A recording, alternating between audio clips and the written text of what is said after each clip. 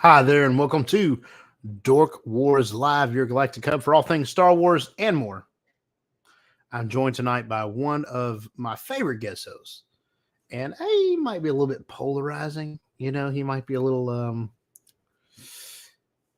intense sometimes, but I'm still down with the sickness, if you will. I'm still down with Joker voice. What's going on, Joker? Thank you for joining me tonight. Oh, my pleasure, my pleasure, my pleasure. And to all those who are lurking right now and will be coming in later, but buckle up, kids. I tell you, I try to have a different arrangement of people on, people who like Ahsoka, people who don't quite care for Ahsoka, people who do it by the numbers like JV here, people who just, I don't know, I just like having all sorts of people on. So tonight it may be a little, it might be a little dreary for some of you because JV, I know, is not the most favorable people to Ahsoka. I have And my qualms those, as well. and those of you who are favorable toward Ahsoka, just to let you know, you're the minority. And it honestly seems that way, which it, good or bad, it does seem that way. So let's go on and get into some news. Now hear this. Now hear this! Now hear this! Now you hear this, whoever you are.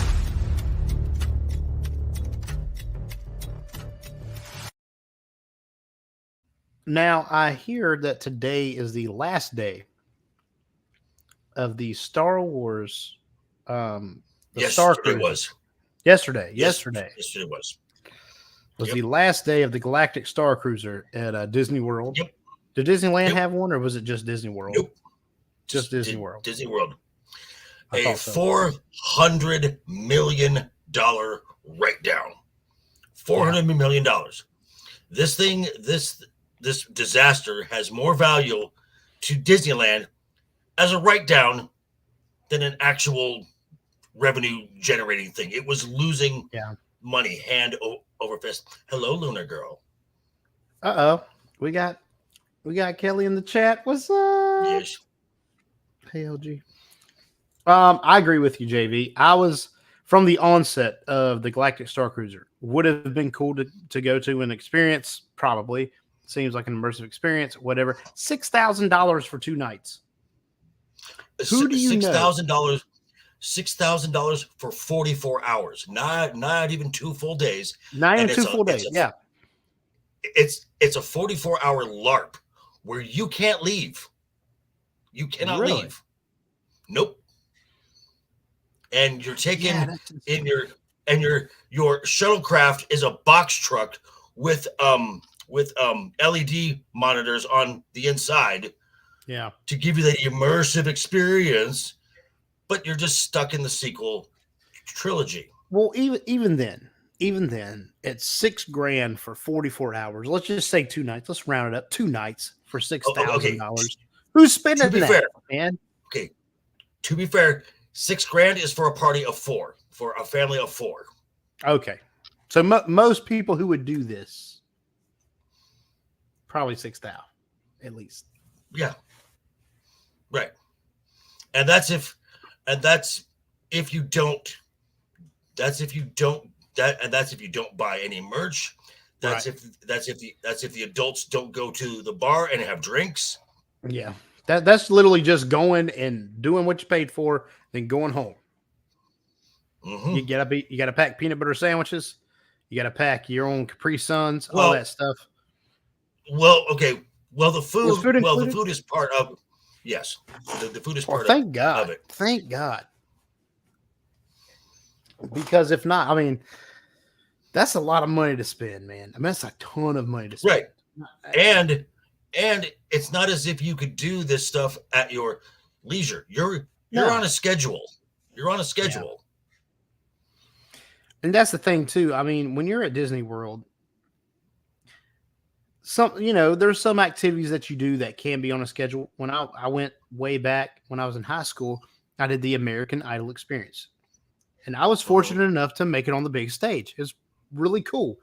But there was a timetable there. I had to be there at certain times, this, that, and the other. Right. You know, you kind of choose to do that. But if your entire experience for 2 days is scheduled out, you can't go to the parks, you can't do this, I get that it's immersive, but why not make it something separate from Disney World? Maybe, you know. But you're kind of a hostage.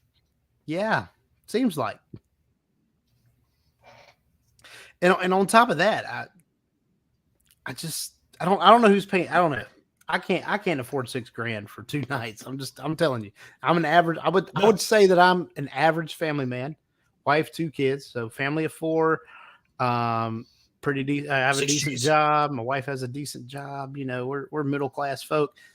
$6,000 a night, or $6,000 for 2 nights is too much for me. Right. And that's. I think that's the crux of it all.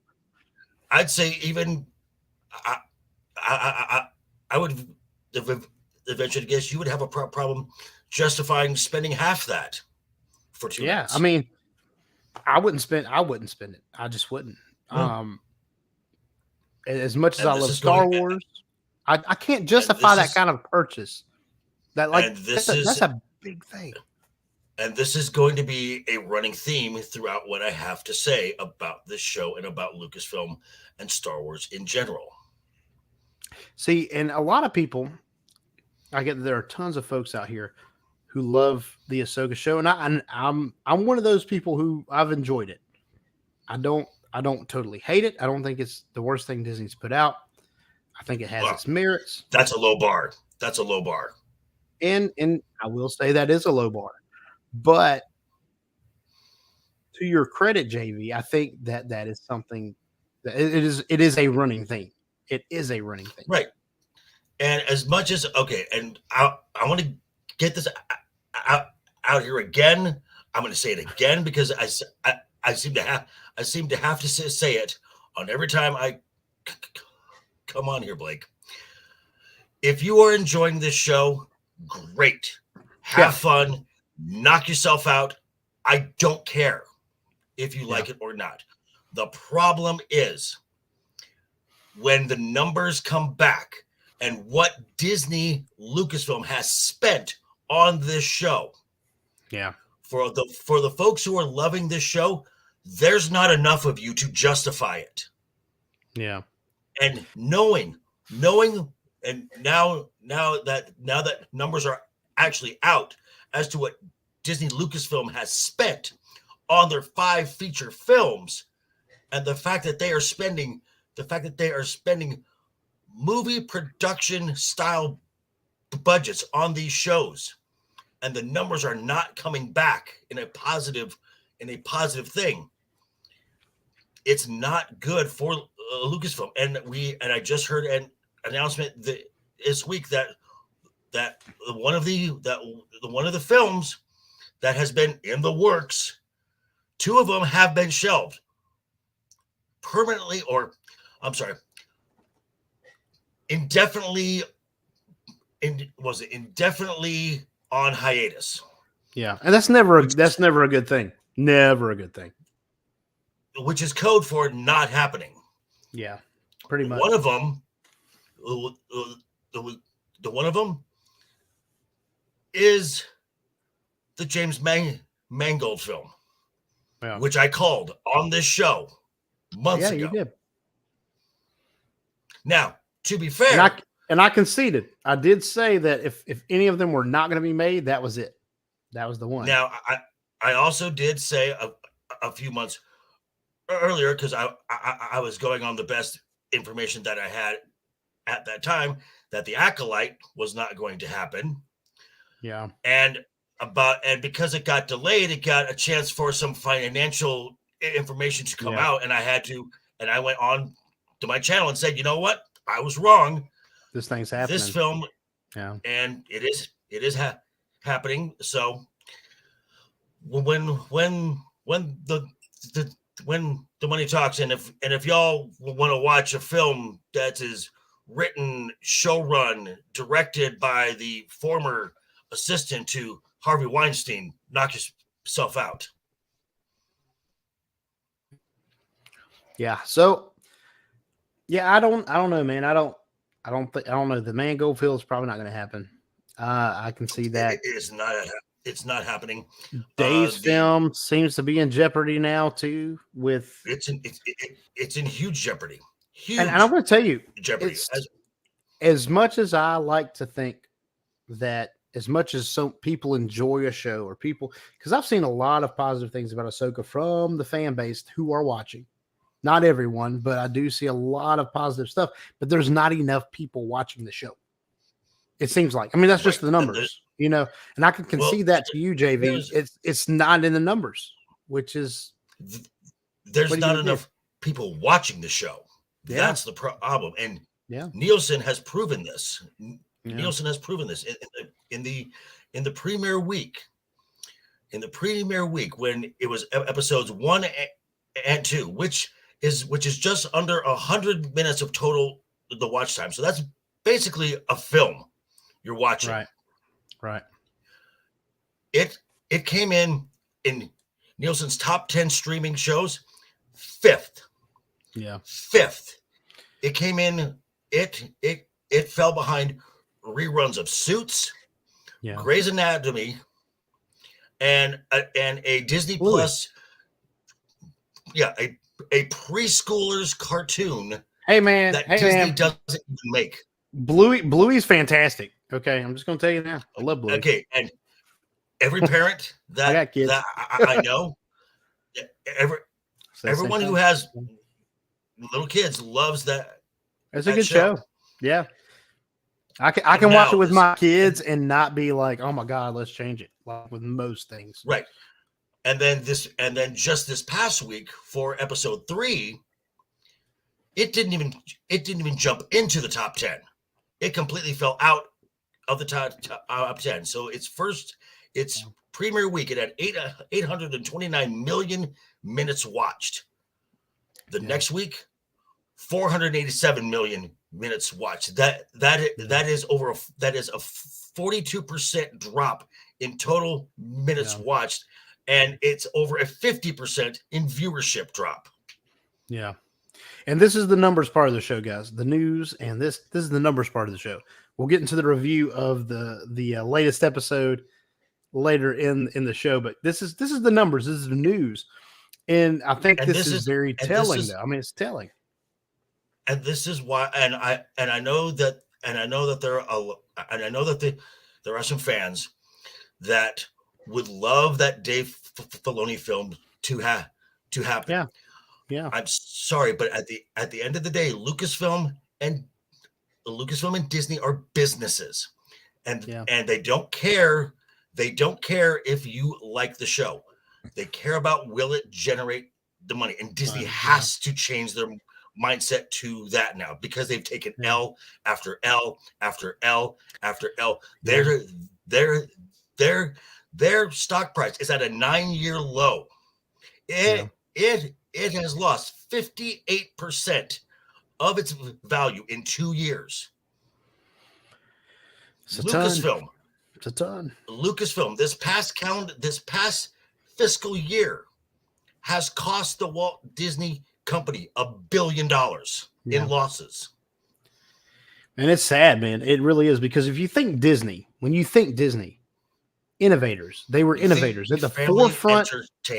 Family entertainment in the 1920s. Snow White, first animated film that came on the big screen. It was a humongous hit. No one thought that would ever happen, and Disney made it happen. Disney has been at the forefront of entertainment for 100 years almost. Give it another 7 years. 1929, but they're at the forefront of family entertainment for everyone. Then, of course, this past decade, I mean, we've kind of led up to where we are now, and it just things change and change and change. And now it's a poor imitation of itself, of what it was. Right. So, and the fact that you now have who is being called Brie 2.0 at the head of this live action remake of Snow White. That is Disney brand damage now. Yeah. And I posed this question on X, Twitter, whatever you want to call it, Twix. We've called it Twix here on our show. recently, I posed the question that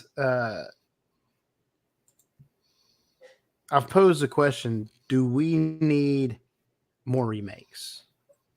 Do we need More what? more remakes? No, Is no, that what we need? Remakes? Or do no. remaking live action films? I don't think so either. Well, I mean, and to be fair, Disney has never done anything completely original. They have, No. they have done adaptations of stuff that has been already out there for quite some time. I mean, all your classic Disney films are old, are old. They're old novels. They're old fairy tales. Yeah. So Yeah, but what they did with those fairy tales, I mean, the animation, the work that went into it, the visual part of it was totally innovative. mhm. I mean, they are innovative. I mean, you Yes, can't deny that. But no, they but used to not be. while not being completely original. I do understand that. So, um, yeah, I don't know where we're going to end up, and I hate to say that because I love Star Wars. I know JV is very critical of current Star Wars. I am too, Disney Star Wars. But at the heart of it all, we love Star Wars. We love what Yeah. Star Wars is supposed to be. And sometimes we get the feeling that Disney perverts that. And Well, they have been yeah, since and they have. since October 1st, 2012. Yeah. And I'll tell you that That, I've Star Wars. enjoyed. That, Oh, keep going, JV. Hmm. Well, never mind. I will say that I have enjoyed the last few episodes of this show. It doesn't matter. It doesn't matter because Yeah. Disney Lucasfilm has written themselves into a brick wall, and that brick wall is a descendant of Palpatine usurping the Skywalker name. Until that is dealt with, Star Wars will always be tainted. And you can go to other fandoms.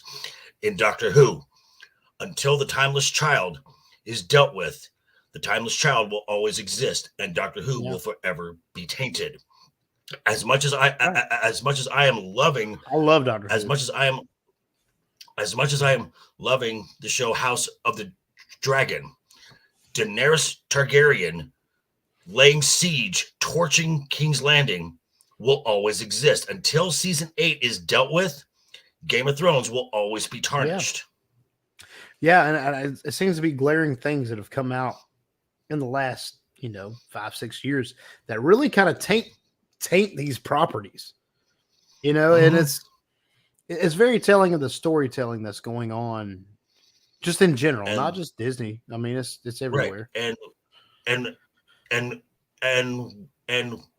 when John was brought in, John had a plan to make a detour to go around the brick wall. Yeah. Kathleen Kennedy inserted her little lapdog, Dave Filoni, to usurp this, and they are driving straight into the brick wall. And it doesn't matter. I mean, it doesn't matter. It doesn't matter how nice the sights are along the way. You're still driving into a brick wall. Because I'll say there's some good visuals. I mean, even in episode 5, where no one can agree on the message, the Clone Wars visuals, that's pretty cool visuals. The Siege of Mandalore visuals, they, Ahsoka wasn't quite as old as she should have been. Maybe it's World Between Worlds, Hunky Junky, whatever. But the visuals in general were cool looking. And I mean, there are things in this show that look cool, but are not necessarily great plot lines or not necessarily great plot points. And we all know they lead to the sequel trilogy. Okay, this show is a 2-hour film that has been stretched over 8 episodes. It is filler upon filler upon filler upon filler. I don't know if it's Yeah, I guess it's filler. Filler to me, I watch some anime. So filler to me is stories that are not about the story that is being told, not the main plot line. And the stories that are being told are part of the main plot line, but they're dragged out and it's just, come on. You could Too have long given and me, unnecessary. yeah, put me on Peridia on episode 3. That's where I wanted to be at episode 3 and really delve into Thrawn and Ezra and what this new world is. One of my big problems with these Disney shows, and I know we're going to talk about it a little bit later in the review, but one of the big problems in the Disney shows for me is that it seems to be a ton of buildup. There's 6, in an 8 episode series, 8 episode season. Mm-hmm. There's 5 or 6 episodes of buildup, and then everything happens in 2 episodes. It's rush, and it just comes off like a wet fart. Yeah, there's no things happen, but there's no gravity to the actions. There's no gravity to what's being said. There's no gravity to what's being done. And I know a lot of people praise this or that, but there's a ton of buildup. And I honestly think Ahsoka's been a little better because we have gotten to Peridia at least by episode 6 or episode 5. So, there's at least 3 episodes of whatever we're doing, and not just 2. Well, here's the thing. Good. And I will give you the example of a complete filler episode in this series, and it's the one that all the as I like to call them lunatics were praising as peak Star Wars, and that's episode 5. It's a filler episode.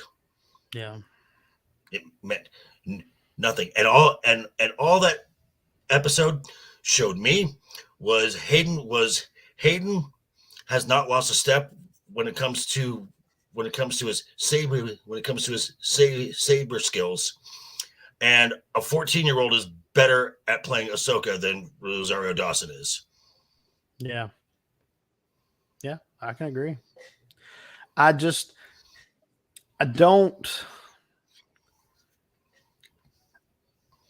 like that episode. It was supposed to do something, and I think it could have done something, but it didn't. Like there was Yeah, I can agree. I can agree with that. I don't agree with that all the time, but I do agree with it on that episode because looking back, and when I watched it on the live review, if you saw it, or not the live review, the live watch through or watch party, right? And yeah, I was like, oh wow, that's cool looking. Oh yeah, that's neat. Is he, and I think even the Anakin Vader visuals were cool. I mean, him flashing the Vader, it was cool. It was cool awful. Looking. Those were awful. It was cool looking though. I think it was cool looking. You what? But at the end of the day, I mean, okay. You watch that in slow-mo. The Photoshop is really bad. Bye, Lunar. We'll see you next time. We'll see you. Catch the replay. But yeah, I do agree with you though. I do think it was, hey man, here's Clone Wars, here's the Siege of Mandalore, here's Hayden Christensen, which is not a bad thing. I think Hayden Christensen needed to be in this show. Bye, Luna Girl. Why? See you later. Why? See, I mean, this is an arc that was already done. This arc was completed in Rebels. And it's where Ahsoka should have died. Yeah. Well, it's where let me take that back. It's where Ahsoka should have stayed dead. Yeah. Well, she never technically died. She always survived. No. Because at the tail end, right as Ezra pulls her out, the Vader is doing a killing blow. Yeah, but she's always been pulled out. But up until that, until Ezra got into the world between worlds, time has passed. So until Ezra got in there, Ahsoka was dead. Dead to them. It's only then. right. Dead to them. She was always pulled out. It's like, even though she was killed in that moment, or Vader's making that strike in that moment, she was always pulled out. Even when Ezra had just left, she was always pulled out. But to them, she was dead. Right. Okay. So until the moment Ezra enters the world between worlds, because that now changes the timeline. Yeah. Ahsoka had died. Should have stayed dead. But then Dave Filoni would have nothing to do with his Ahsoka blow up doll he has. Yeah. Well, we've always known that's Dave's. That's his first child. Is Ahsoka. That's his baby. You know, Doesn't matter. She's not going anywhere. But there would have been some way had Ahsoka stayed dead in that instance. Had we left that episode and everyone thought she was dead, even though she survived by Ezra taking her out. Had we all just had that to deal with and we got over it and we watched it, it would have had meaning. I mean, Anakin killing his apprentice, it would have had a lot more impact. And apparently Dave and George argued about Ahsoka a lot. Yeah. Because I'm sure they did. Because originally George did not want what was it? No. Okay. George always wanted Ahsoka to be Anakin's student. Dave wanted her to be Obi-Wan's student. Yeah. But George was like, no, this is a much better story. And it is a better story. And George was right, but George had to keep a very tight leash on Dave. Yeah. And now the leash is off. Yeah. And I will say, this may be a hot take here, that Dave Filoni hates Star Wars. Oh my gosh. That is a hot take. I don't think he hates Star Wars. I think he just no. I think he just wants to play his games. He wants to have his characters, because he wants Star Wars to be his, and he wants to do Star Wars his way. So when I say he hates Star Wars, he hates George Lucas Star Wars. I don't think he hates George Lucas Star Wars. I don't. I don't think he does though. I think it's in the same way that when I was a kid, I love Dragon Ball Z. I love like Legos and all this. When I was a kid, I used to have my Dragon Ball Z toys, and I'd play Goku and Vegeta. I'd play them in the stories that I wanted them to play in. I still love the original stuff, but I wanted, when I was playing, I wanted my characters to do this and that and that. I think that's what Dave's doing. I don't think. And this is how Dave writes. Dave writes like a 7-year-old kid wearing Star Wars underoos, jumping up on his bed, screaming the Star Wars theme. He writes like a fanboy, not a storyteller.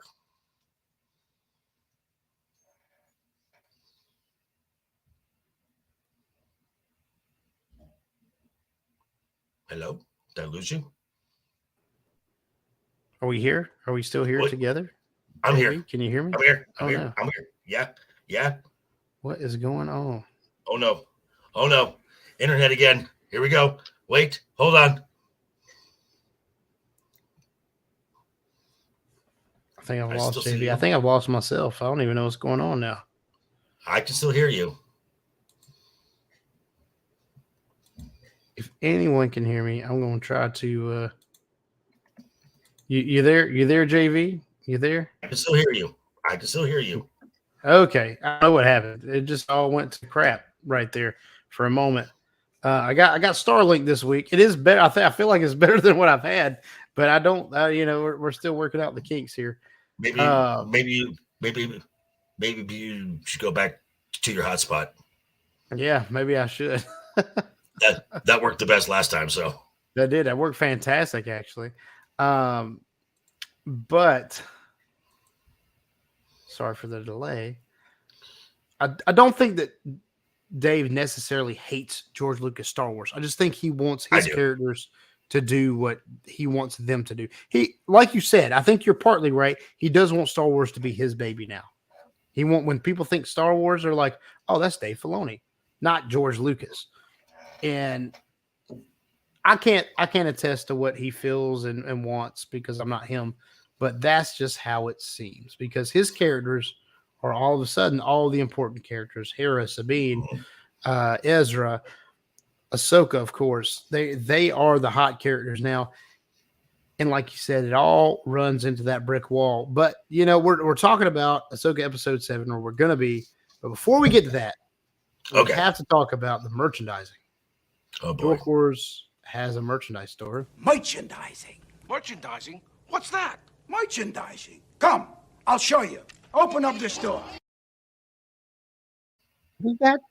Oh gosh, we don't have Dork Wars one of those, but we do have Dork Wars the T-shirt, Dork Wars the hoodie, Dork Wars the coffee mug, and we even have Dork Wars the Ezra's lightsaber that he doesn't take and fight all these other people. No, that's not necessarily true. I wish we had a lightsaber. I like that one. I got one much like that. This weapon is your life. Or is it? Until it's not. Until it's not. Yeah. I wish we had a Dork Wars a lightsaber though. We need to get that. We don't quite have the technology. And the symbolism in that scene. I'm just gonna wait till later. Yeah, we'll wait. We got the review. But check out Dork Wars merchandise store at dorkwarspodcast.com. You can find a link to our merchandise store. You can find a link to our YouTube channel, which you are currently watching. Or you can find the link to our audio podcast, which is everywhere. Spotify, Apple Music, Google Podcast, all those things. So check that out. JV, we'll do this later. Whoa, what's up, buddy? Look, little known fact, JT was almost on this episode tonight. I didn't tell you, JV, but he was almost. Really? Yeah, I invited him, and he had a lot going on. I get it, though. JT, get in here, buddy. Come on now. What he said was, he was like, JV's going to be there. Don't want to be there. that is not what. He loves you, man. Well, that's the thing. I thought you two were a great pairing, for one. But we will definitely get JT on here. I've guested on his show, Late Night with Cap, on the After the Weekend podcast. Great time, man. JT's a good guy. Oh, yeah. All those folks over there. So definitely check them out for sure. After the Weekend. Absolutely. Yeah. Don't. Which did you watch? Did you watch the episode of We Get Harder where R2JT Beard and I did a fan casting for a live action Thundercats film? I have not seen that, but I love Thundercats. Thundercats. Yeah, you need. Oh, I love Thundercats.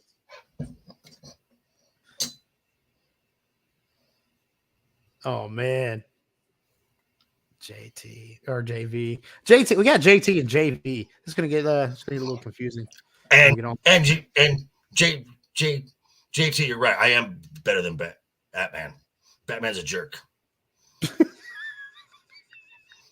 He's a rich narcissist, man. Whatever. I mean, you're not wrong. But anyways, we'll do this later in the show as well. But right now, I want to know where we can find Joker Voice on the World Wide Webs. Oh, best place you can catch me is right on my YouTube channel right down there. The Joker's Voice. Moving closer to getting monetized. 525 subs right now. I need the viewing hours. So whether you like my opinions or not, just go to the playlist and just press play and let them run. And yeah, I'm fine with that. And then you can also find me on the there it is. Jason Tuck, yes. Memories. And then you can find me on the Twix at Los_Protege. So that's where you can find me. And I know that this is leading up to my favorite part of this show. So I'm just going to get my bottle of stupid sauce ready and let you go do your thing.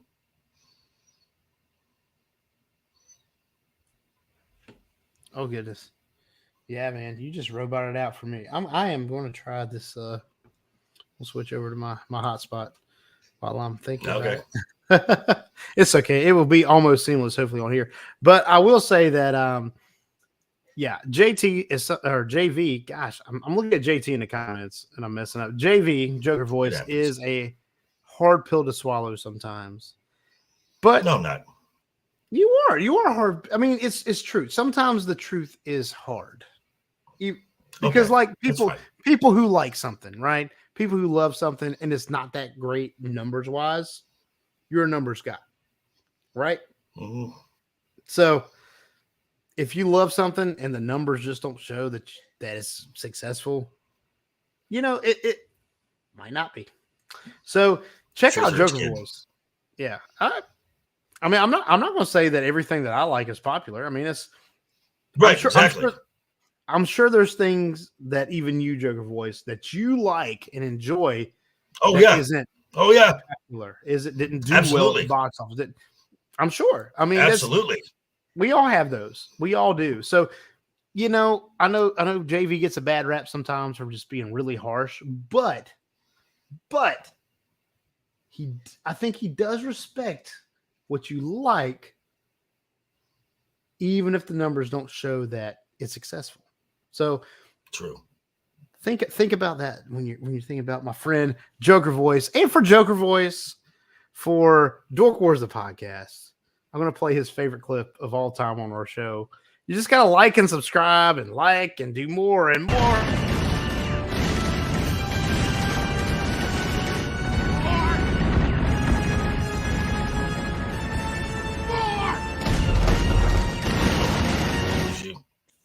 I know you love those ape ATSTs. Those your favorite. Oh, we're getting a glitching here. Oh gosh. Oh no. No more glitching.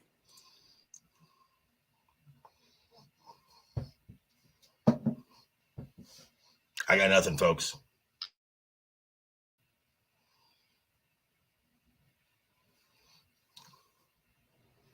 All right, I just switched over to the hotspot. Okay, so we're back now. So yeah, I know that JV's favorite thing on our show is the like and subscribe video. Get it over with. Get it over. Oh, did I not show it already? I haven't seen it yet. I have no idea. Well, if you've seen it already, okay, but I'm going to play it again. Like and subscribe. Joker Voice, like and subscribe. Joker Voice.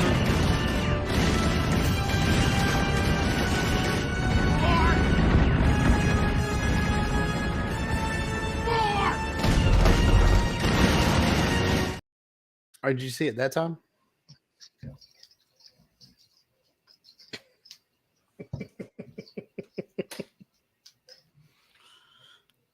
Moving too fast. You're moving too fast for my internet to keep up. Yeah, that's all righty.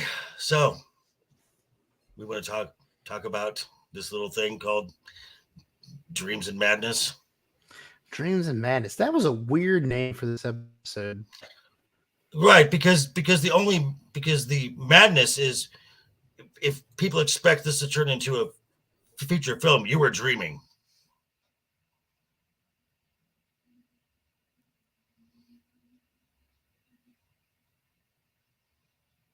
Okay. We're hi kids. Oh, I don't know if you can see me. I hope you can. I hope you can, man. We're having issues here. I thought I fixed them. I got Starlink this week. I thought I fixed it. It's been crazy. So dipping a little bit, and then now the phone, and yeah. But anyways, we are going to talk about Ahsoka right now, and Ahsoka episode 7, Dreams and Madness.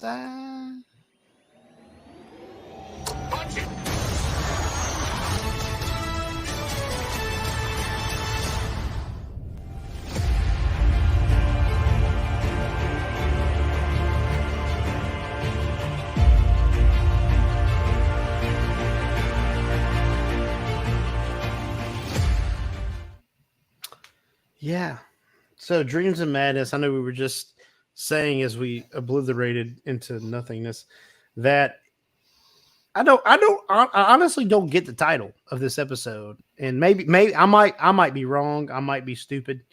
Somebody pointed out to me if I don't know what I'm talking about, but I don't understand the Dreams and Madness title. Made no sense. Yeah, I mean, I don't.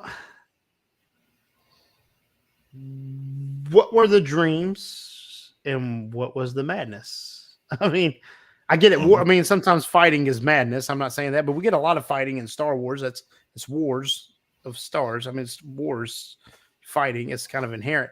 So I didn't really jive. Every title up to this point has made sense with the episode. At least this was not. I don't. Whoa, hold on. Let me try and to restart on my end because I'm getting glitches all over the place here. Are you? So, I'm seeing you perfectly. We'll hold. It might be JV this time. It might not be me. I'm hoping it's not. It might be on my end. Let's see. Hold, please.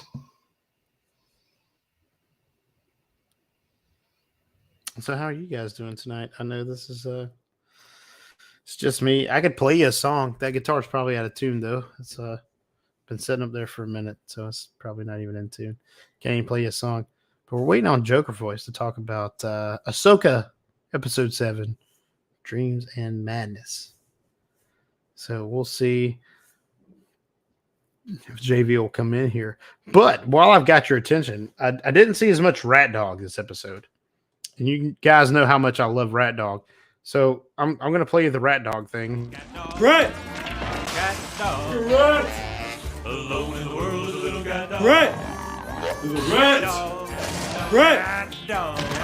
Rat! Alone in the world is a little cat dog. There's a rat! Motherfucking rat! Is a rat. There's JV. a rat dog. There's Rat Dog. Yes. I love Rat Dog. I was just saying it's a wolf. there was a lack of Rat Dog. As much as that's supposed to be a wolf, and because Dave Filoni has a thing for wolves, he does. As in Rebels, we got the Loft Wolves. There's a clone trooper named Wolf. Yeah. His character in live action is named Trapper Wolf. Yeah. And then I found out that the two main antagonists, the last names Skull, and Hati.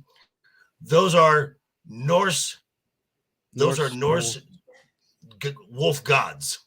Yeah, and I'm okay. I'm okay with that kind of thing. I mean, if he likes wolves, It's a little much, though. I mean, dear God, it's like okay, Dave, we get it. You like wolves, yeah. Jeez. And I'm cool with it. I mean, and even so, like, even if you did that, even if you did that and it didn't come to light, I don't know. It doesn't bother me that much. But the fact that, like, even like the Rat Dog is supposed to be a wolf. Because I thought the Loth wolves were cool. It's just another thing that Dave Filoni is just overdoing. Yeah, I can agree with that. But before we get into full spoilers, before we get into like full blown spoilers, I have to issue the spoiler alert. If you have not watched Ahsoka episode 7, I guess season 1, episode 7. Who knows if we're getting season 2, episode 7. Dreams and Madness, for some reason, just go watch it and then come back and listen to Dork Wars live for the breakdown.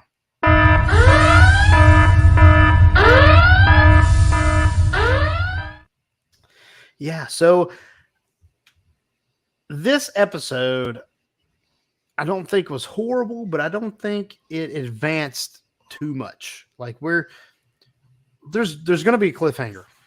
You know, just coming right out and saying it, there's going to be a cliffhanger to this series that's going to supposedly lead into the Dave Filoni movie that we are kind of iffy on based on numbers. Yeah. It should not happen. Yeah, based on numbers. because So I'm not going to lie to you, man. I will say that we're getting into a story that it could be interesting. I just feel like we're moving into it too slow. We don't have enough. We don't have enough of Peridia. We don't have enough of these characters in the new galaxy. That should have been something we got in episode at least 3. Like if we had done episode 3 until now in Peridia and had some background and did some character development on Ezra and Thrawn and really had the chess pieces moving in these areas. But it feels like I'm getting all this on the back end. And that's what I don't like. my big problem with this is these characters are written so poorly. The writing is pedestrian. It's cartoonish. These are not well thought out characters. And Thrawn, who's supposed to be the smartest guy in the room. Okay, well, Dave can only write a character that's as smart as him.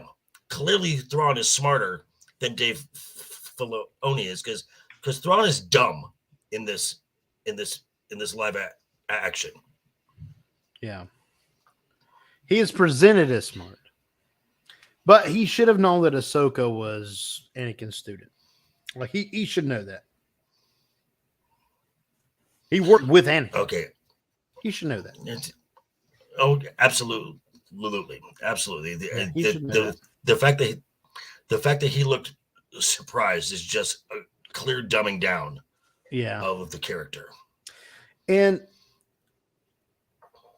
one of the big problems with this, the big problems with Thrawn, at least for me, and I know a lot of people who watch this who were alive during the 90s and the 2000s, anyone that read the EU stories and things. Mm-hmm. Thrawn was introduced in 1991 in Heir to the Empire. Mm-hmm. And he had his whole trilogy where it was a very good story. The EU, I love the EU as a whole. I think on the whole is a very good progression of story. There are stories in the expanded universe that are not that great. There are some things that are not written very well, but on the whole it's very good. And the Thrawn trilogy is one of the highlights. It's one of the early works, but is one of the highlights of the expanded universe. And to take Thrawn and to bring him into this new Disney Star Wars, you've made EU Legends. It's Legends now. It's not canon anymore, but we are going to take the things that we want and the things that worked, and we're going to put them into our canon and make them a thing. I don't care for that. I don't care for that. Well, I do feel like that Dave is trying to make Thrawn his character, which is not. It's Timothy Zahn's character. Timothy Zahn is the author of the trilogy. He's the author of the new books as well. And I've heard reports that him and Filoni, they've all like kind of got together and talked about Thrawn and this. I don't know. But this Thrawn is not the Thrawn that I knew, of course. And it's not supposed to be. I don't think it's a bad thing that he's not that Thrawn, but I do think it's not good that he's not smart and he doesn't know who Ahsoka is. And I don't know, man.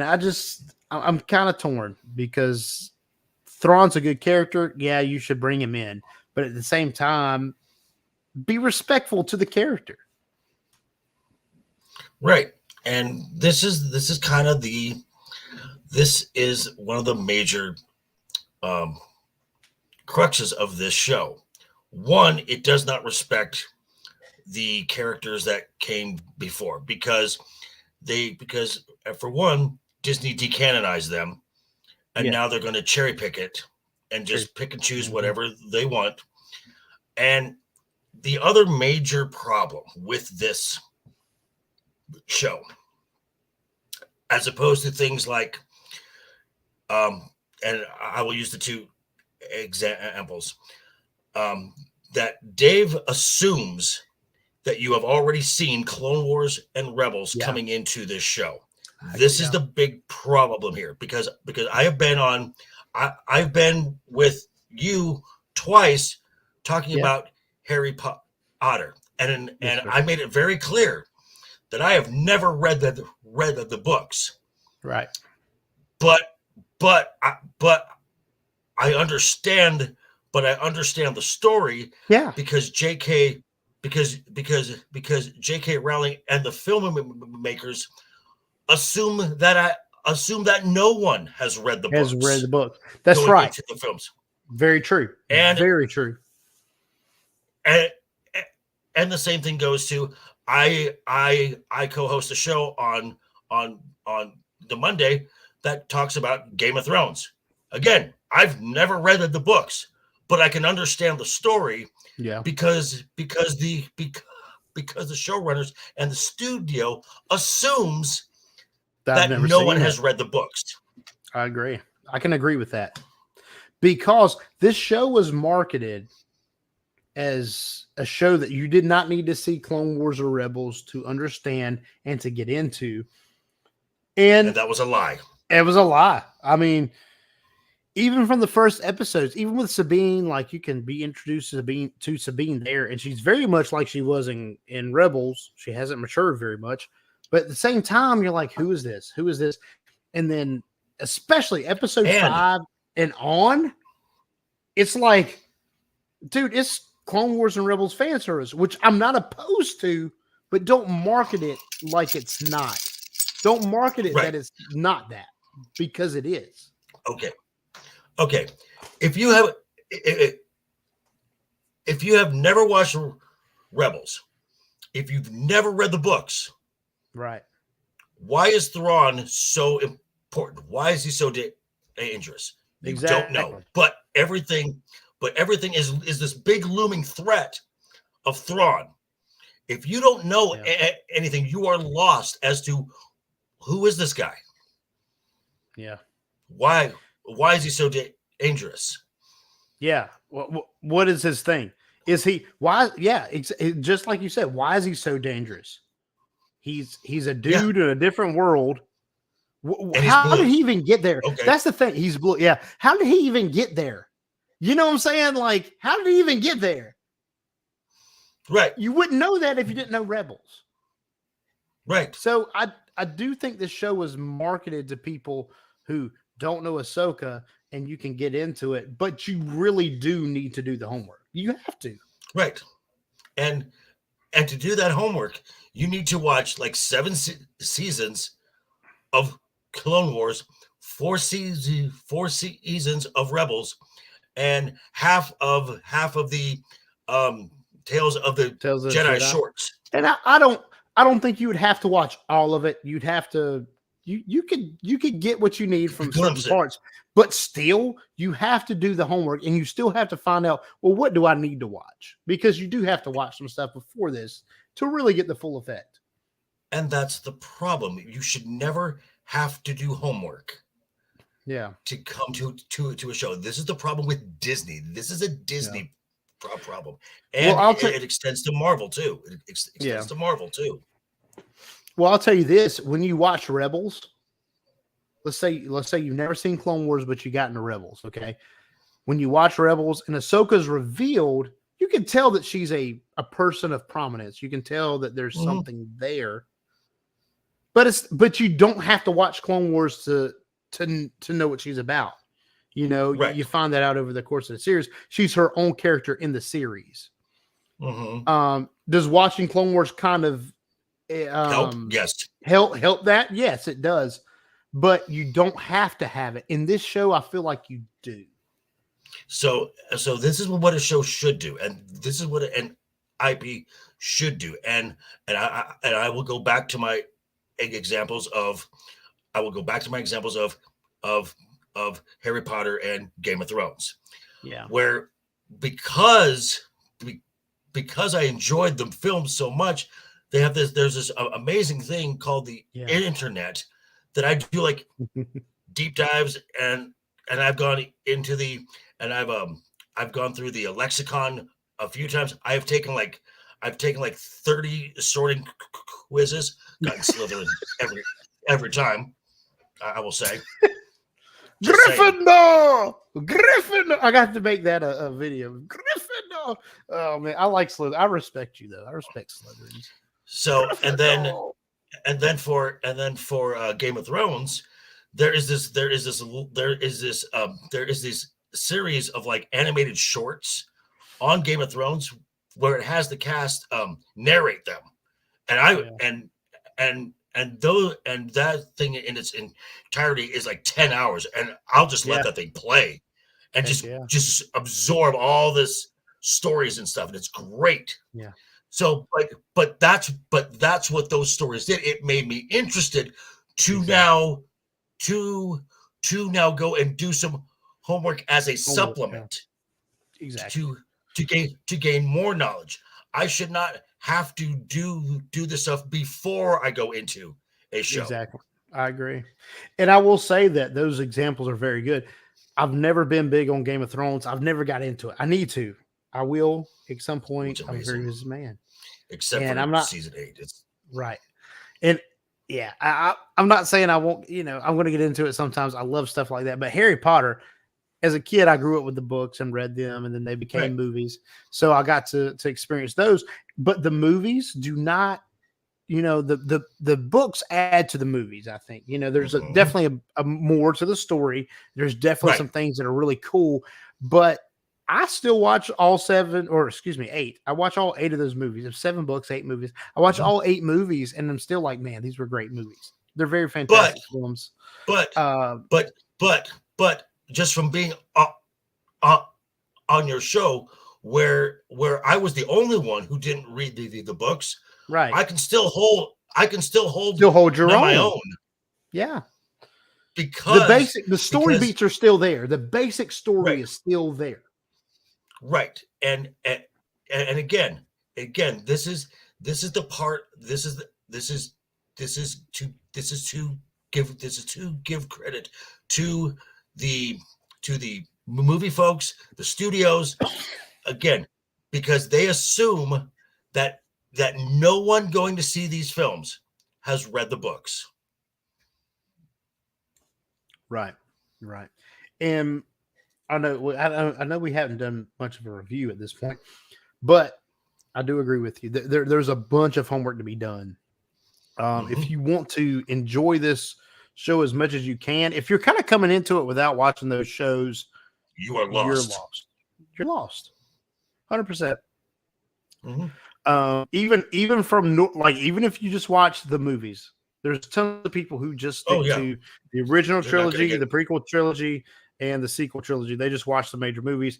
You're not going to get it. They're like, there's these people in a different galaxy. Who's Ahsoka? Who's this? This doesn't make any sense. Where does this fit in? And even if you've never watched the animated stuff, you're lost. Yeah. Even if you watched only live action, who, because you saw her in Mando season 2, and you saw her who she is. You know she exists, but you don't know why she's important to the overall story of Star Wars. And I'm not saying it's a bad thing to have. I think there should be some shows just for those who understand the lore. I know these. I think so. No, but market it as that. They didn't market it as that at all. Okay, and here's the reason why. When you're going to make again, this is a business, so you want to bring as many eyes and as many dollars into you as possible. So it needs to be for the broadest audience possible. Yeah. Remember, Rebels was a show that never made it to the Disney Channel. It was on Disney XD. That is TVY7. This was made for first graders and younger. And I loved it. I watched it too. It was a good show, man. It was a good show. But depending on where you lived in the United States, your cable carrier, you may not have gotten Disney XD. Right. So correct. So this is actually a continuation of a very, very small, very niche audience. Yeah. Yeah. And it is. It is, Ahsoka is a very popular character among Star Wars fans Who have But- seen everything. who've Who have seen seen everything. everything. But you got to think, man, Star Wars has been around since 1977. Okay. Okay. There are people that are a lot older than I am who went and saw the films when I was not alive. Okay. Day one, May 25th, 1977. He was there. I wasn't alive. There's a generation of people before me. Oh man, I didn't hit my guitar. Sorry. There's a generation before me who have seen all these movies, and they're not invested in the animated shows. Okay, there's not a lot of them that are. There's some that are. I think that's great. That's not a bad thing. That's awesome. That's cool. But there's a lot of them who aren't. Right. So, and and there's a disconnect there. And I'm not saying that's a bad thing. I'm not saying it's a good thing. But market the show like that. There are even fewer like me who have watched everything. Yeah. But even then, I agree. But even then, there are folks who are like me who have watched everything. Yeah. And have read the books. I'm not in that group. Yeah. So I'll admit to you, I've probably read 85% of the EU as a kid growing up. So I was born in 92, so I had a good backlog. And then when I was really getting into like reading age, there was new stuff coming out all the time. So I was like that perfect age to read the expanded universe. I was.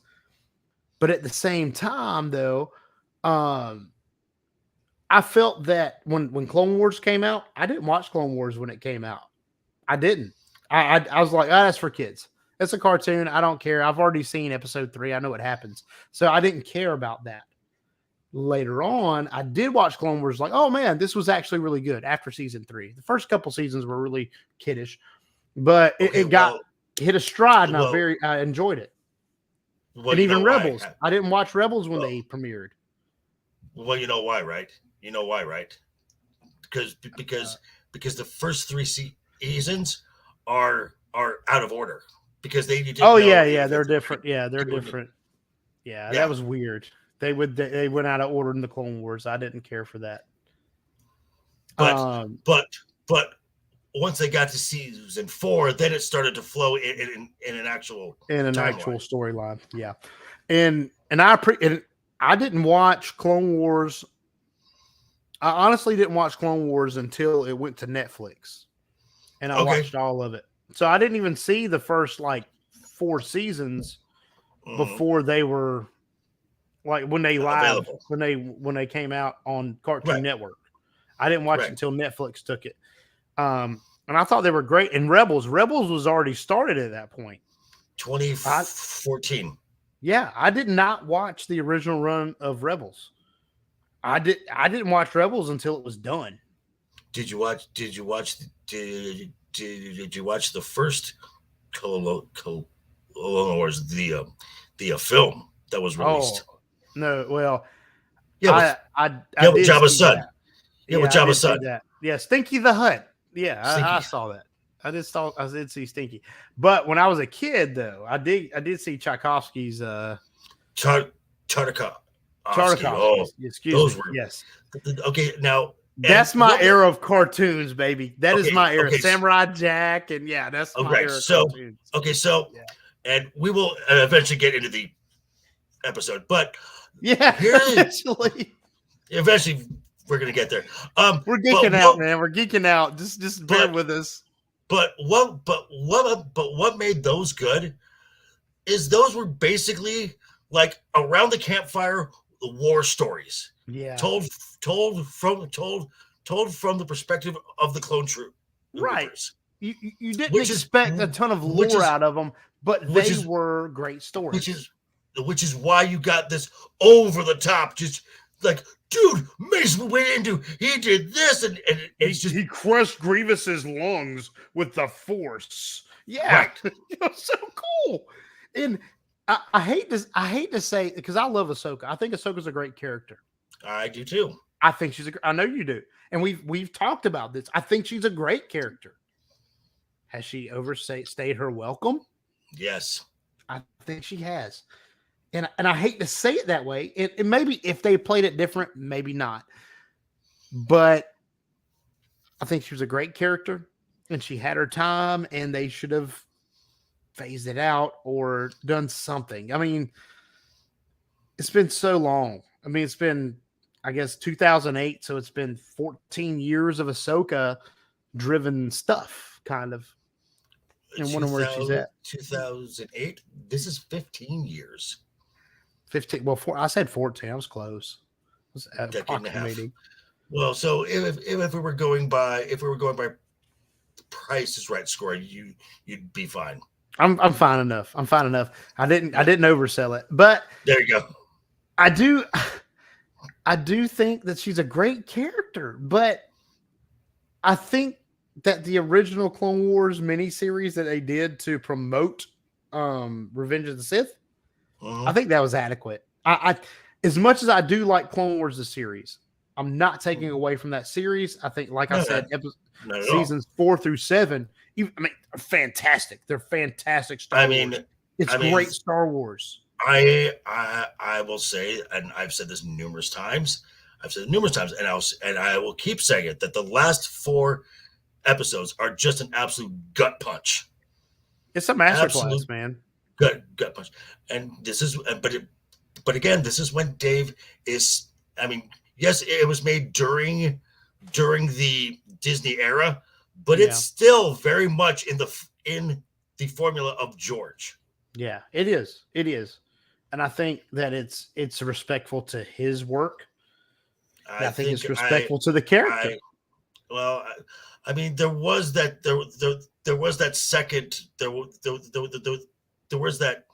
in between 4 episodes with the twins that was kind of useless.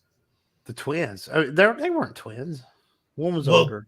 The sisters, whoever the sisters. They weren't my favorite episodes. I thought it was. I did think it was cool to see. Dang it, who's the crime syndicate we see? The Pikes. The Pikes. I thought that was cool to see. I didn't care for the story as much. I didn't care for the story. Except when we saw them in live action. Then it's like, really? Yeah, well, yeah. Book of Boba Fett is a sore subject for a lot of people, I'm sure. I wonder why. Because you know why? It's post Mando season 2 when everything started to go downhill.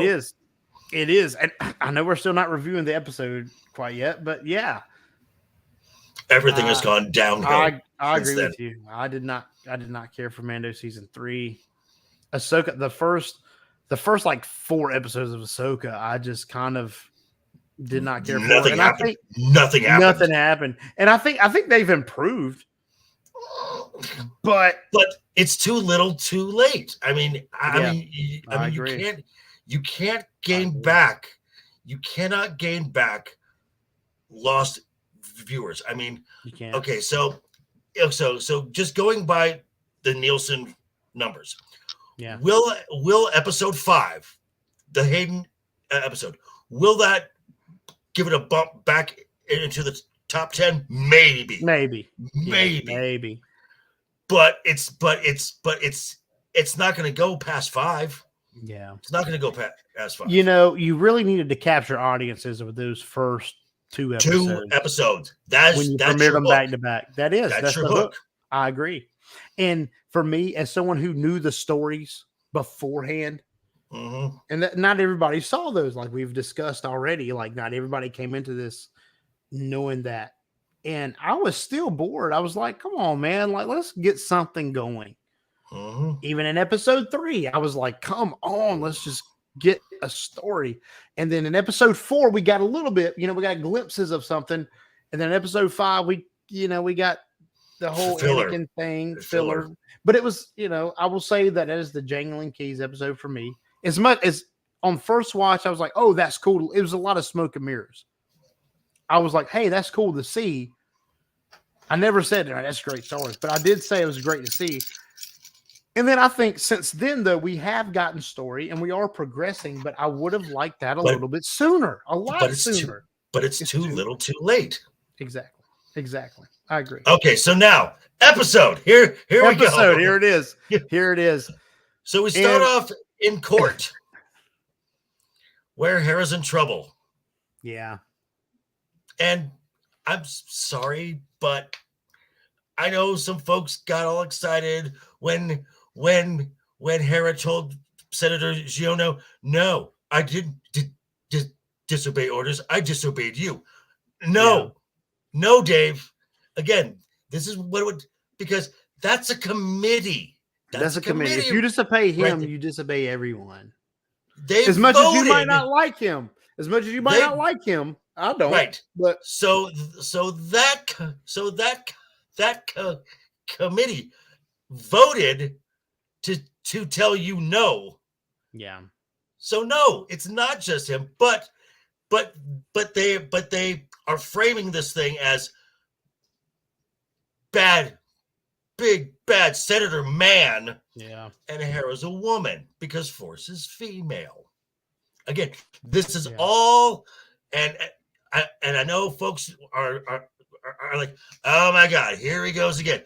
But it's true. Yeah. I can't stress it enough. There is an agenda here. Yeah. And- And even if we take out the Force is female, even if we take that out, okay, just even take that out. And Hera is a person of the military and disregards orders from the A council. I committee. mean, all of them, the committee. Right. That's grounds for dismissal. That's grounds for legal action. Grounds for Court-martial. punishment. So Senator Giono, No matter who advocates for right. said person who is Hera. But Senator Giono is correct. He is. And And especially and even if that's especially- the wrong decision, even if he's like, even if he made a bad call, she is still in Right. the wrong, you know. Yes. And Yes. and it's screwed up. And it's And- screwed up. Sometimes people mess up. I'm not saying that, but in the chain of And- command, if you follow the orders, yes, she was wrong. And it makes it even worse. It makes the new Republic look even worse when Deus Ex Droid C-3PO shows up. Remember 3PO? Remember 3PO? Yeah. I remember 3PO. Where has a message from Senator Leia Organa. Okay, who we find out is the head of this committee. But why Where is she is not she? there? Thank you. And yes, I get. Yeah, maybe she's expensive to do and animate, whatever. No, But come it's on, not. And that's not what it is. No. It is because the big three legacy characters have been cobwebbed.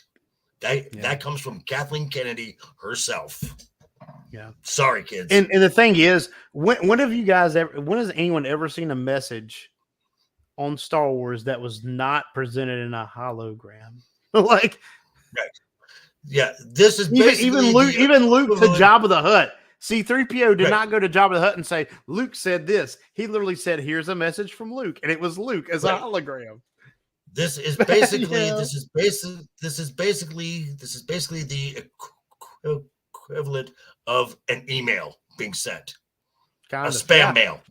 Yeah, I can agree. I can agree with that. Yeah. That's great. Yeah, I wish they would have done a little bit more and bring Leia in. I think that would be fine. Again, But bring her again, in earnest. Bring her They- in. they Try have- to.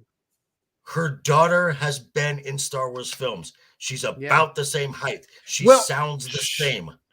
And then at the same point, I think she was the stand in Rogue One when you see Leia. I think she was the stand-in for that part, and they put Leia over her in that instance anyway. And Carrie So has it's been signed her- done. and Carrie has signed her likeness over to Lucasfilm. Yeah. Yeah. So You know, I get that there's money that goes into this stuff, but I don't buy that they couldn't have made that happen. So Right. that's just me. That's just me. Then we get to, and then we got title card, and Yeah. we're in the mouth of a Purgle, which I'm glad Lucasfilm found a role that Lizzo could actually play. Oh Yeah. gosh, no, I can't Yes, I can't do this. yes, No, you can't yes. say this on the show. Oh, yes, I God. can. I just did. Oh God, you did. Oh God, I gotta take you out. Wow. I'll bring you back, I brought you back. Because that's funny, folks. That's a joke. It's funny. It's a joke. It's a joke. It's a joke. Just follow JV. It's a joke. Yeah, you get the title card, and then they come to Peridia. Ahsoka's there, and all of a sudden, okay, where did that minefield come from? That's rather convenient. Yeah, I don't. There's not enough time. I'm not clear. I'm not clear on how Thrawn can travel through space. Is the Chimera functional enough to travel through space? No.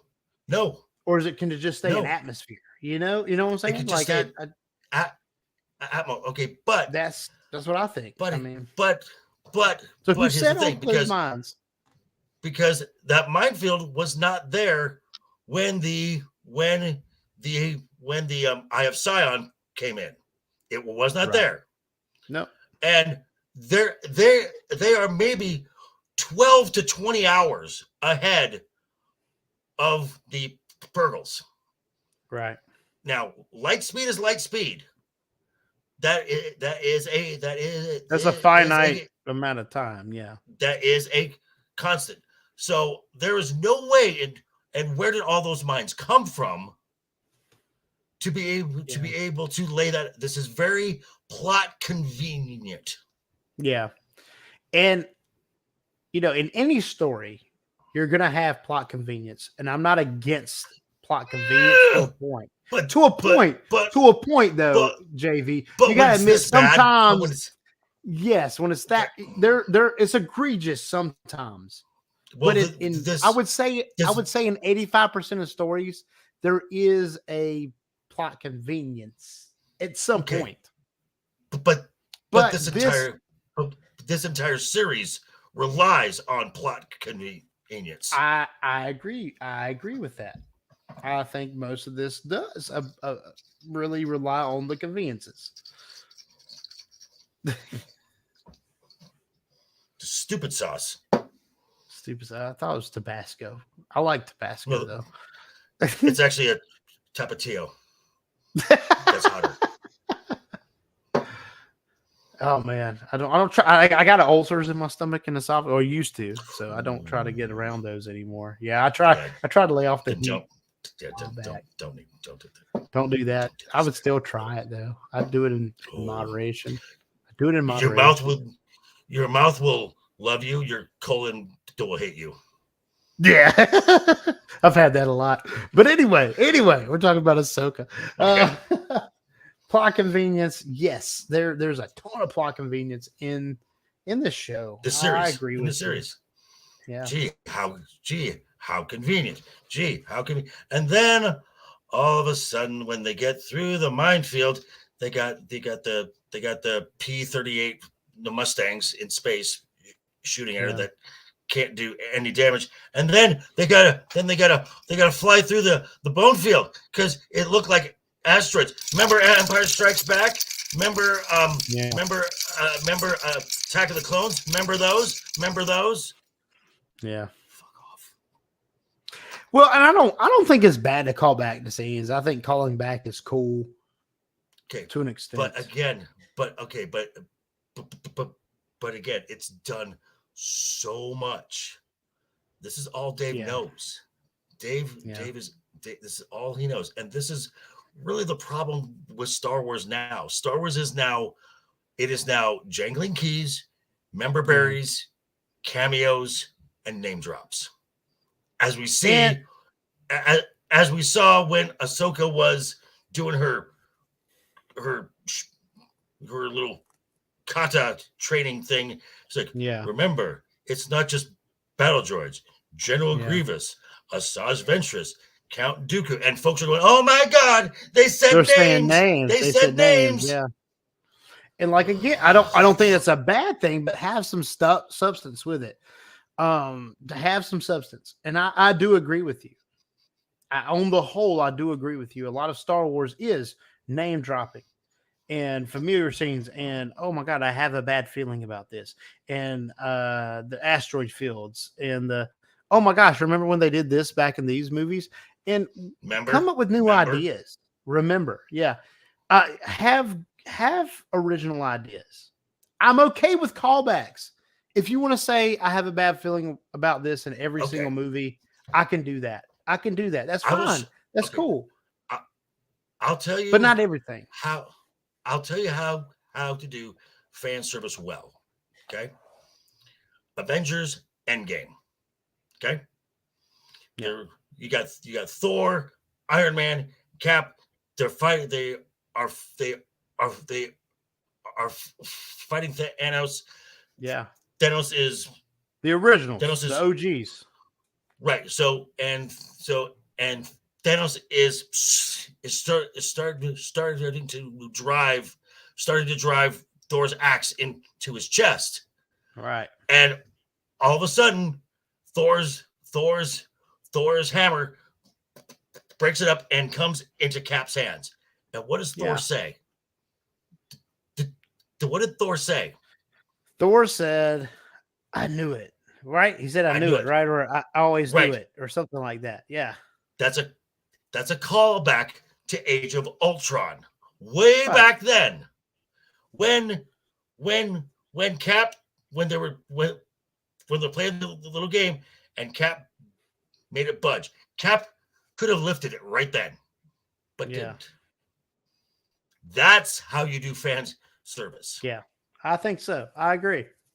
And those are years apart, and you drop that kind of information beforehand, but here you don't. And that's the difference. That's the difference. No.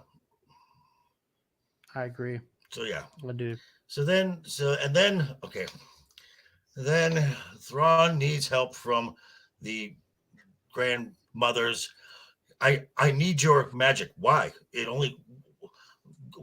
I know why, because the script needs the plot to happen, and really,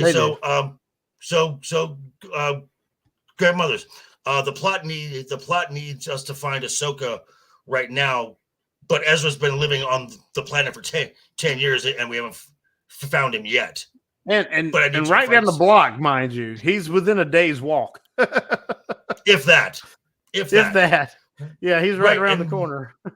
And when we first meet these grandmothers, so something reeks of Jedi, and they look at Sabine, but there's Baylan and Shin right freaking there. And I'm going to tell you, man, one of the things about Baylan that I like, and maybe not Shin so much because she's newer to whatever, but Baylan holds a lot of those Jedi, those core values of the Jedi. He holds those.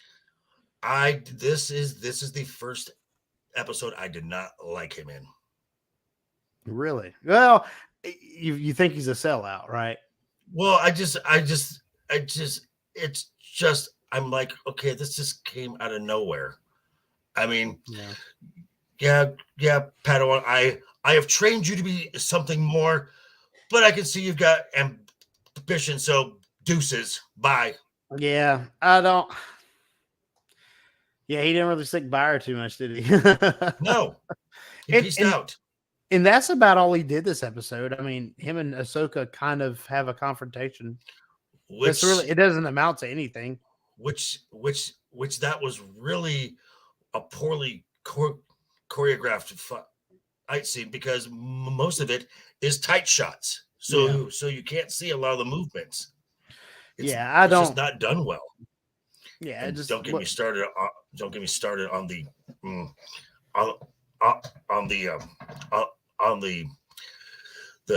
traveling trailer park. That is just come on, man. Don't Don't look. My Trailer Park Turtles. They're special to me. Okay, don't mess with my. Hi ho! Just It's freaking Kermit the Frog. the naughty. joke. Yeah. Which I am sorry. Pardon my French, but Sabine is a selfish bitch. Dude, she is, man. I'll give that to you 100%. Okay, I'm not a big fan of Sabine at this point at all. No, she was in the first when I've seen the show, she's moody and she's a teenage and has plot drama queen armor this thick. Yeah, she gets stabbed by a lightsaber. Could you survive? Okay, I'll give you surviving. No. I can give you surviving, but at least the answer is no. No, you can survive that, but you have rest in peace, Qui-Gon Jinn. Okay, no, I get that. What the hell? But nobody was there to medically medicate. You're being you are giving Dave an out. Stop. I'm not giving him an out. I'll tell you this: can she survive? Yes. Is it going to be a very, very, very hard road? Yes. She should have been on life support for freaking months, at least. At the very least. I'm giving you the very least. No, I'm saying dead. She should be dead.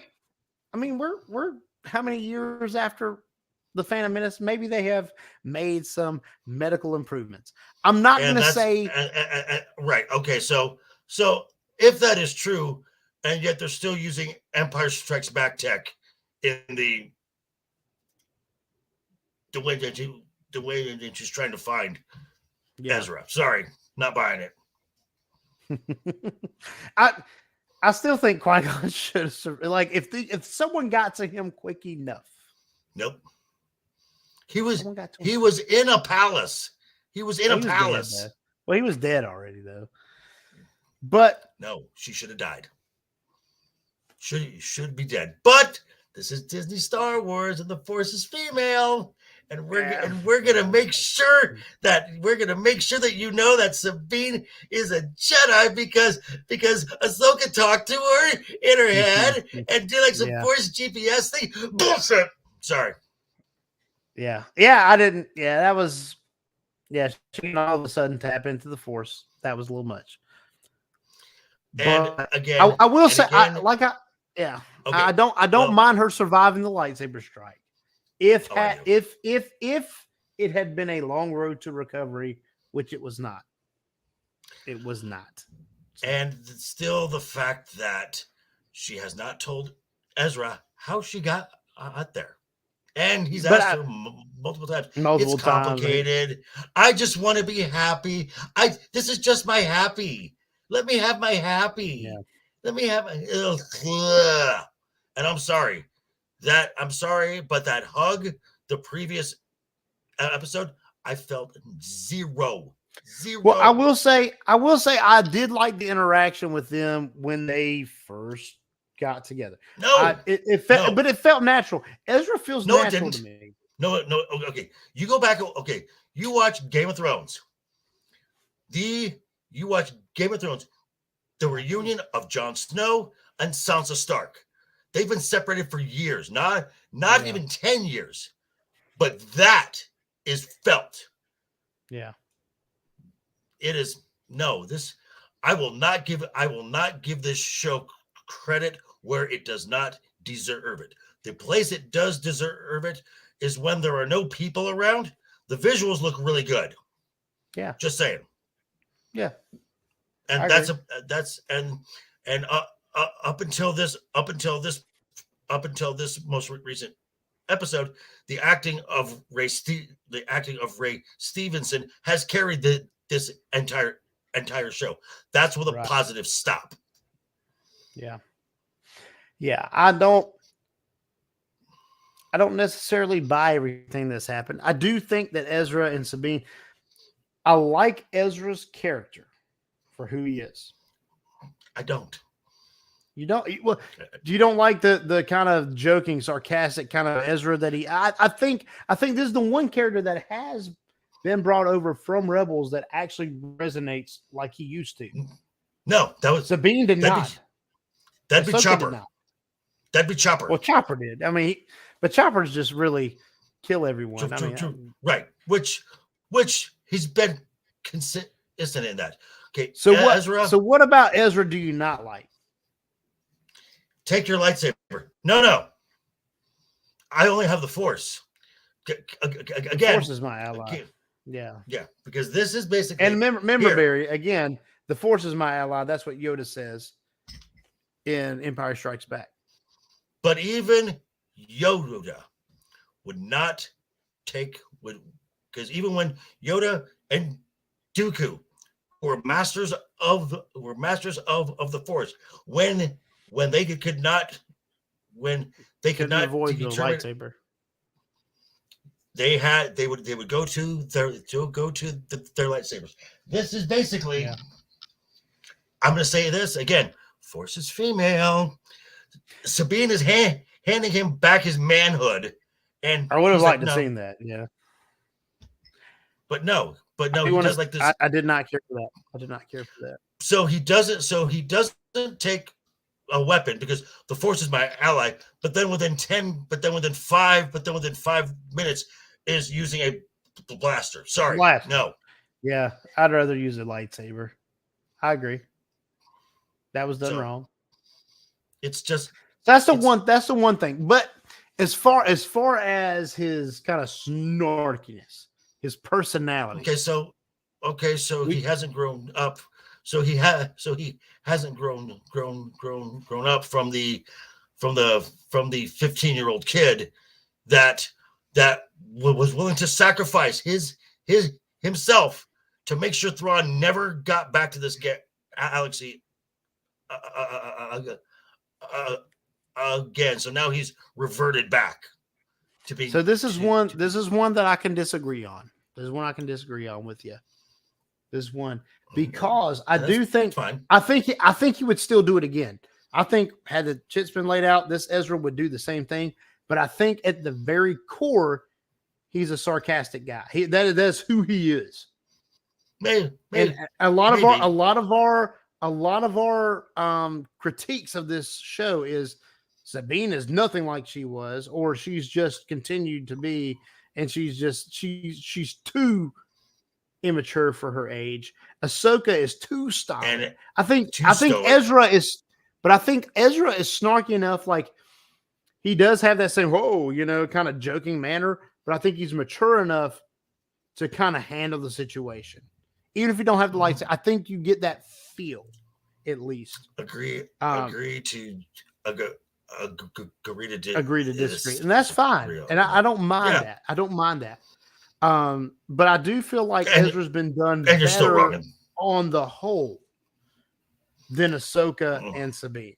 That's just me. And we'll see. I'm just not. And I reserve total judgment until the end of the 8th episode that we're getting this Tuesday. Which oh my god, we are getting double dicked by the House of Mouse this week. We got the I didn't say that. We got the finale of Ahsoka and the premiere of Loki season 2 in the same week. Yeah, oh, I know you hate that. I know you hate. Give me cancer now. Just give me cancer now. Well, let's go on and just let's get our final thoughts on this episode. JV, what do you think? Where is this going? What's going to happen? Like what is this? We don't know. And this is again part of the flaws of a penultimate episode. You are supposed to be starting to tie storylines together and have some spectacle to make you excited about the finale. But we still have more questions than we do answers. Gee, I wonder where Dave learned this from Jar Jar Abrams. Yeah. So this episode is, I would say, probably one of the worst. Because frankly, it's insulting. I mean, there were just parts of this that I'm just so angry that I'm taking little Joker here, and I'm just Gosh, you're hitting your own metaphysical self. That's right. unfortunate. I wanted to push an old man down a flight of stairs because of this episode. I will say that I'm not that invested. I don't want to kill anyone over it or hurt anyone, but I do agree with you. It's insulting. It is like, and I've said this episode. I wish we would have been on Peridia episode 3. Give me some backstory on Ahsoka and Sabine. Give me their history. That's fine for people who have not seen Rebels and Clone Wars. Yeah, you need an introduction to those characters, but at the same time, let's get to the story. It's not that big of a deal. Let's get there. And I do think that this should have moved better. We should have had a lot more before now. This is going to end on a cliffhanger. Ahsoka episode 8 is going to end on a cliffhanger. And it has no right to. It has no it doesn't. Right to. It had enough time to do what it needed to do, and it did not get there. And I'm sorry, that's how I feel. But now we will see in a couple weeks what episode 5, the episode that I think will have a slight boost in the Nielsen numbers. Right. But this show is dead. This show is a flop. Yeah. It is a major flop, and they spent at least $200 million to make this 8 episode show. Yeah. And there's no viewership to justify it. Well, I'm going to tell you this. This is the problem. I think this is the problem, and this is why the Dave Filoni film is in real trouble. Yeah. So I think that Disney laid the shows out in a good order, but I don't think they delivered, because Boba Fett, people want to see, like, Boba Fett's cool character. Everyone loves him from Empire Strikes Back. You watch Book of Boba Fett and you're disappointed, right? Then you watch the Obi-Wan series, which should have been a knockout of the horrible. park. It should have been a just right down the middle home run. Right. Home run. Everyone. Ewan McGregor, who plays in a fantastic Obi-Wan, and I don't think he did a bad job acting in the show. Don't get me wrong. I think he did a great job acting, but he wasn't given a lot. He played the character that he was given, but they so just degraded the character. Yeah, I mean, what could you do with that? Yeah, I agree. And there's nothing to do. And then you got Andor, which I know a lot of folks liked that. I did. I enjoyed the series. Show. Yeah. I will say this though, that is a show that if you took out every Imperial reference, that show still works. Yeah. It is a very generic sci-fi espionage. It works in itself. It does. So it does. So it's a Star Wars show that's not Star Wars. Yeah, but it works within itself. Right. Yeah. But as I was saying though, but I was saying though, you got Boba Fett, who's really popular.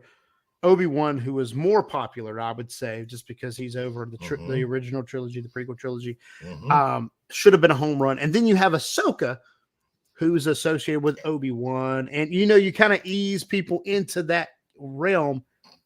Don't forget, Mando still not getting what we get. And don't forget, Mando season 3 coming off of 2 successful seasons. Yeah. Right. Very successful season. I enjoyed both seasons. There are parts that were slow for me, but I still enjoyed both seasons as a whole. I really love that story. And then season 3 didn't go anywhere. And it was all flash. And all of these shows here, Boba Fett, Obi-Wan, Andor, Mando 3, and 5 was now. These are all post Mando season 2, when Jon Favreau lost control. Yeah. Yeah, I think Jon Favreau was a good voice of reason, and it seems like they boxed him out. They boxed him out, man. I think and they have. and now he's going to be going over across the street if he's not already there. And if he's not, and if he is, I mean, I would enjoy that. I think Jon Favreau is fantastic. I think he has a lot of great ideas, a lot of great And story working with beats, and he's smart. and working with James Gunn, who saved the MCU from He did. Guardians to Infinity War. It's James Gunn who mapped out the entire thing. Well, and you can't tell me. So they ended up firing James Gunn over what? A decade-old tweet. A decade-old tweet. And then, it didn't take them 2 or 3 months to say, "Oh God, we need this man," and brought him back. Well, you know why, right?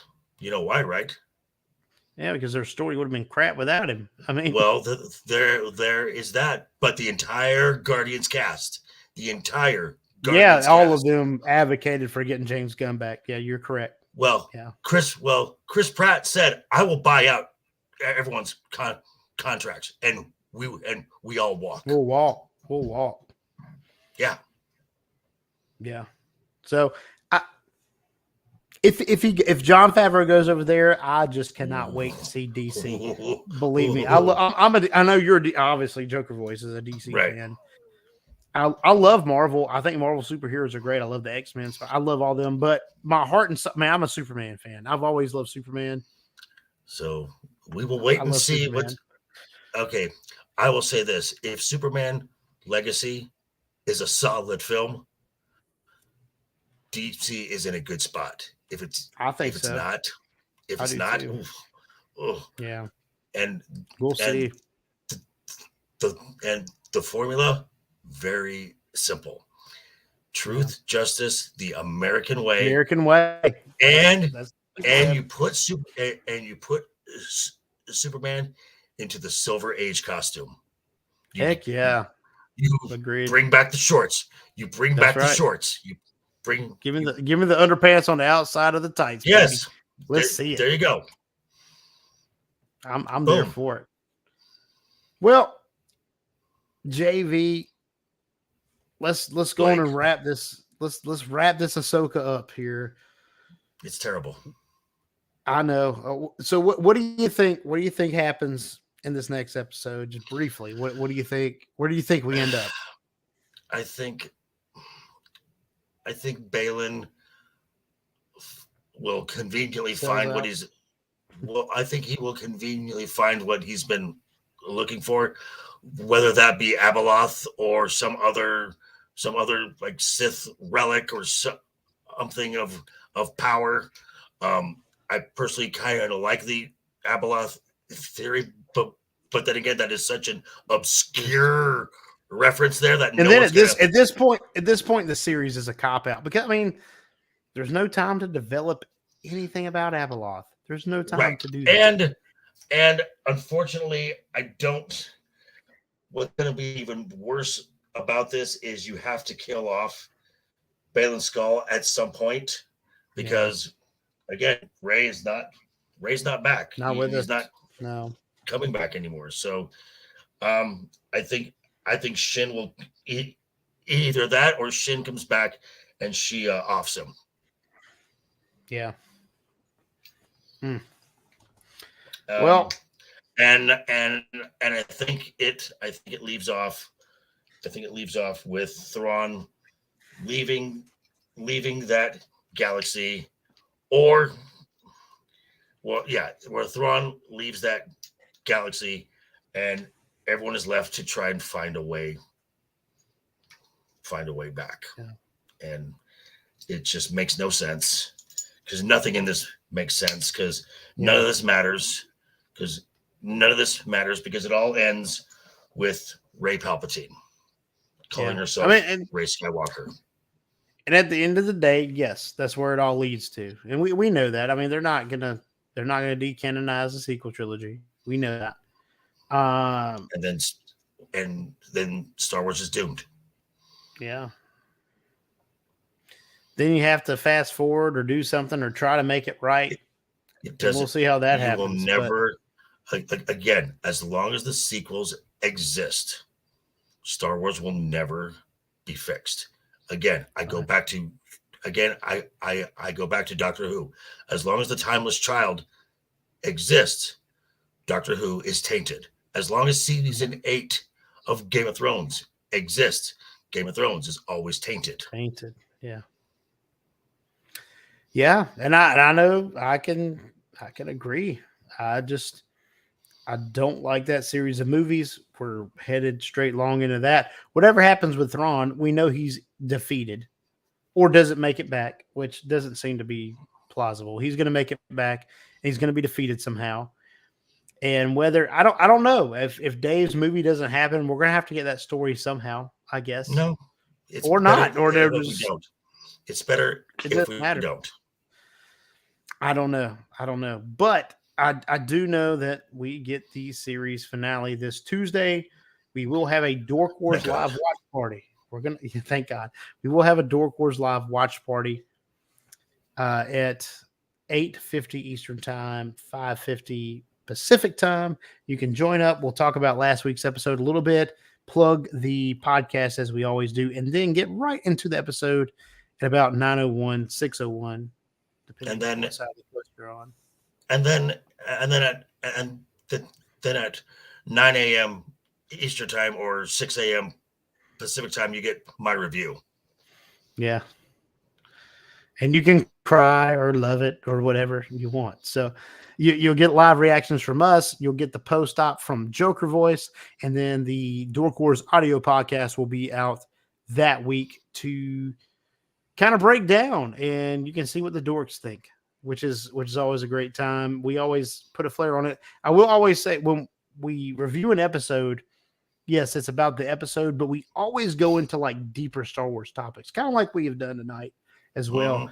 It's not always just about the episode. It's about the overall lore of Star Wars. So you can always take something from that. JV, thank you for joining me tonight. Where can the folks find you again? You can find me right there at the Joker's Voice on YouTube, and then on, I guess it's called Twix or X, Twitter, X, whatever you want. X, Twitter, X, whatever. At LAS_protege. So that's where you can find me. Protege. Love it. Yes. And you can, of course, find us if you're following the Dork Wars, Twitter, X, Twix, whatever you want to call it. We are always talking to JV on there. You'll find him on there. So check him out. Oh, well, also check out Dork. Oh, well, excuse me. Man, I'm just messing up. As always, check out dorkwarspodcast.com. There you can find everywhere that Dork Wars, the podcast is. YouTube, Spotify, Apple, everywhere that we are. Our merchandise store. You know the drill. But check it out if you have not already. And we thank you guys for listening to us. We thank you for joining in, commenting, and even on the replays. If you're watching this on the replay, thank you for checking us out. Leave a comment because it will extend the algorithm out. It'll extend the reach of us. So right, and comment, and you're starting to grow a little bit here, Mr. Blake. It's a good thing. We are, man. We're branching out. We're getting a couple of subscribers a week, and we're chipping away. We're chipping away, and the more that happens, the more people hear and listen. So it's growing, but yeah, it's all about the audience, man. It's all about the audience. So thank you guys for listening, and thank you, JV, for being on. My pleasure. Thanks everyone again, and may the Force be with you. Toodles. Thank you for supporting Dork Wars, the podcast. You can check us out on Facebook.com/Dork Wars, the podcast. And if you would like to join in on the discussion or maybe suggest topics for us to discuss, please do so by joining our Discord community or sending us an email at dorkwarspodcast@gmail.com.